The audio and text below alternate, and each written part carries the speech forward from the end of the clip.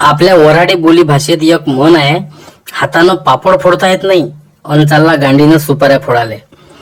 म्हणजे याचा अर्थ काय होते की अनुकूल परिस्थितीत लहानसं अन सोपं काम करता येत नाही, पण प्रतिकूल परिस्थितीत मोठं अन कठीण काम करायच्या ह्या बाता मारून राहिला.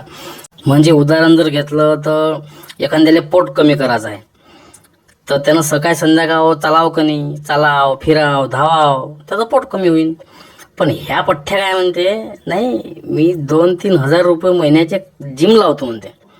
अबे बाबा तू पहिले फिर, ते फुकट आहे. म्हणजे अनुकूल परिस्थितीत लहानचं सोपं काम करून टाक बा, फिरणं आपल्या हातीच आहे. आता त्या पेमेंट असून 10-15 हजार, तू राजा 3,000 जिम लावशील. म्हणजे प्रतिकूल परिस्थितीत कठीण काम शोधणे, याचा अर्थ असा होते. यालेच एक समानार्थी म्हण आहे कोकणातली, तोंडानं काजू फोडता येत नाही आणि चांगला गांडीनं अक्रोड फोडाले.